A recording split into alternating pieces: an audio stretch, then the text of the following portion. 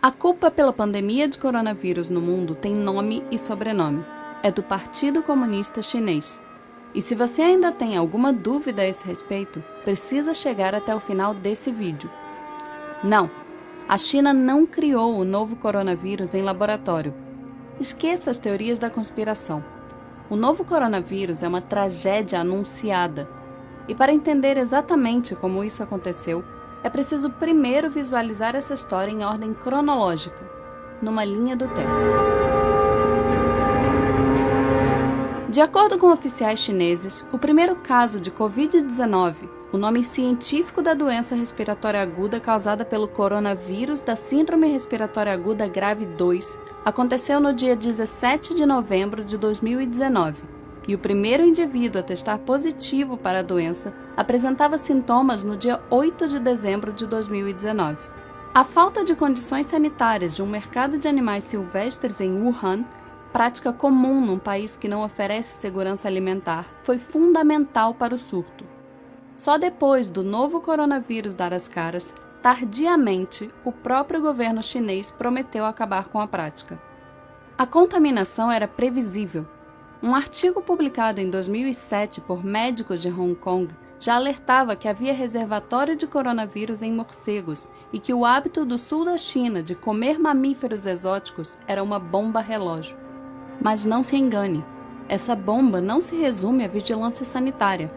A China é uma ditadura sem liberdade de expressão, de imprensa, política e religiosa, com oposicionistas e ativistas de direitos humanos reiteradamente presos, torturados e condenados a campos de trabalho forçado. Nada disso é opinião, ideologia ou ponto de vista. Foi nesse país, governado pela maior ditadura do planeta, capaz de controlar mais de 1 bilhão e 300 milhões de pessoas, que o novo coronavírus se espalhou. E não dá para dizer que a experiência da China com doenças respiratórias é exemplo para o mundo. Há míseros 18 anos, as informações sobre um outro coronavírus, a SARS, já haviam sido reprimidas pelo governo chinês, condenando centenas de pessoas à morte. Tardiamente, o próprio Partido Comunista admitiu os erros e demitiu o ministro da Saúde e o prefeito de Pequim. Disse que a história serviu como lição. Não serviu. Mas não é difícil entender por que esse cenário acontece. Como a principal preocupação de uma ditadura é com a estabilidade do regime político, com a manutenção do poder de seus principais figurões e não com o bem-estar da população, sem enfrentar grandes resistências, líderes autoritários têm incentivos para negligenciar problemas que afetam sua imagem. Foi exatamente isso que aconteceu na China com o novo coronavírus.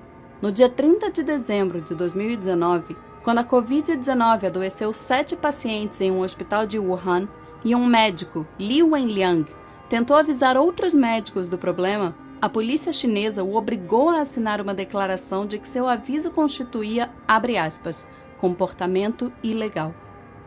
Li Wenliang e outros 7 médicos de Wuhan foram obrigados a assinar um documento admitindo, abre aspas, espalhar mentiras. Foi negligência a céu aberto. Entre o início de dezembro e meados de janeiro, o Partido Comunista Chinês minimizou o surto a um mero problema local, limitado a um pequeno número de clientes de um mercado de Wuhan, restrito a alguns poucos pacientes.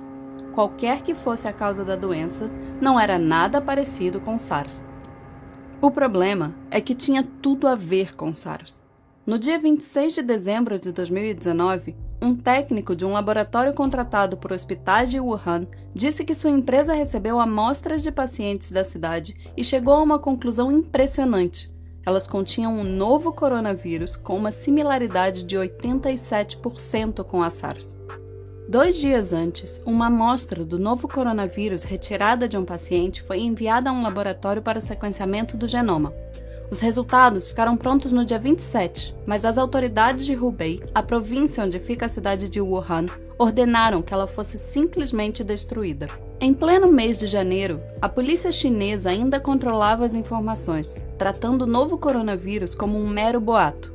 Em Wuhan, esse era o discurso oficial. A polícia apela a todos os internautas para não fabricarem rumores, não espalharem rumores, não acreditarem em boatos. E aqui Cabe um parêntese.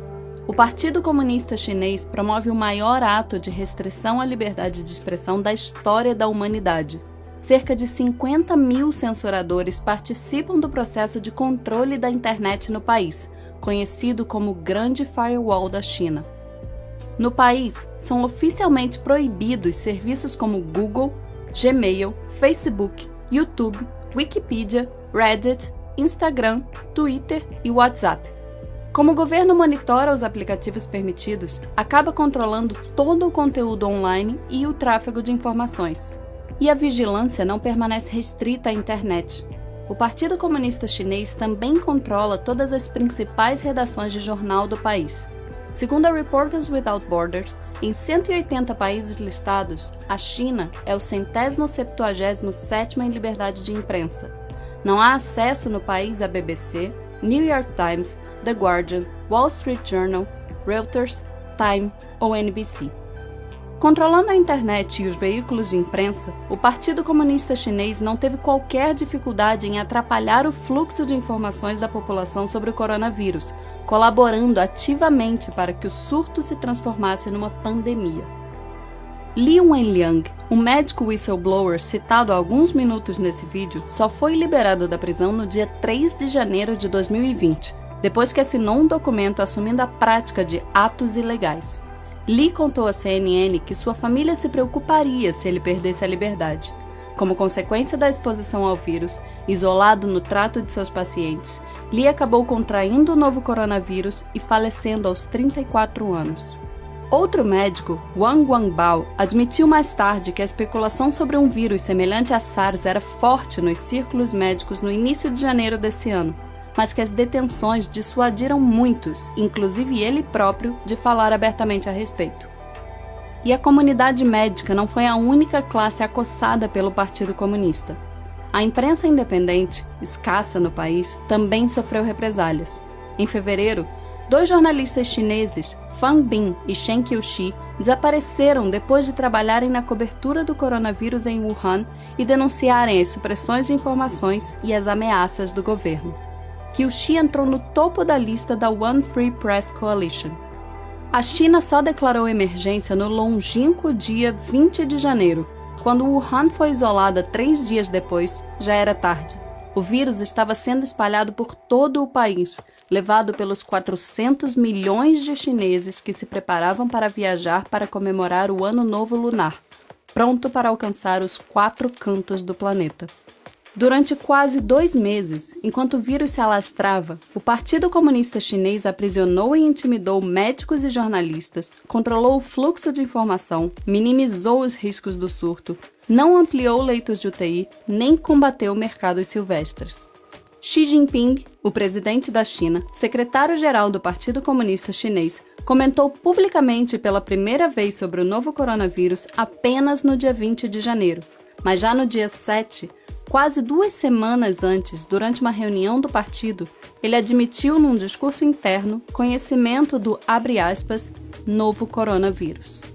Nesses 13 dias, enquanto negava o surto, o Partido Comunista Chinês organizou 2 grandes reuniões em Hubei e reuniu mais de 40 mil famílias num banquete em massa em Wuhan, na tentativa de bater um recorde mundial.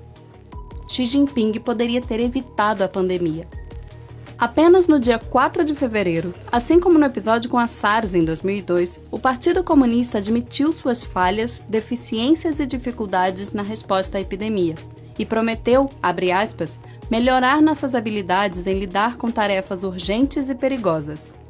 Mas mesmo 2 meses depois do surto começar, depois da Organização Mundial de Saúde pedir repetidamente às autoridades chinesas dados sobre as condições clínicas dos médicos e enfermeiros de Wuhan, o governo chinês ainda tinha dificuldade em ser transparente com a comunidade internacional.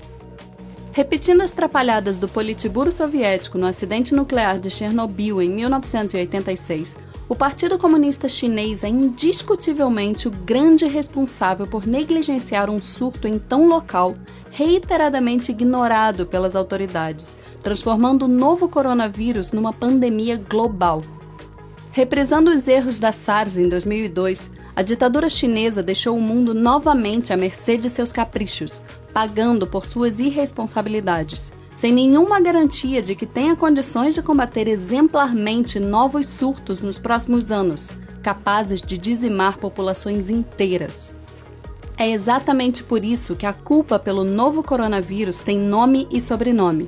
E que se há outros líderes políticos negligenciando e sabotando o combate ao surto, é tão importante responsabilizar os principais autores políticos dessa pandemia. Ela nasceu no coração do Partido Comunista Chinês. Inúmeras pessoas inocentes morrerão nas próximas semanas graças à ineficiência de uma ditadura. Outras tantas podem sucumbir nas próximas décadas, repetindo os estragos gerados pela SARS e o novo coronavírus, caso a humanidade continue cruzando os braços com os descasos da maior ditadura do planeta. A história será implacável.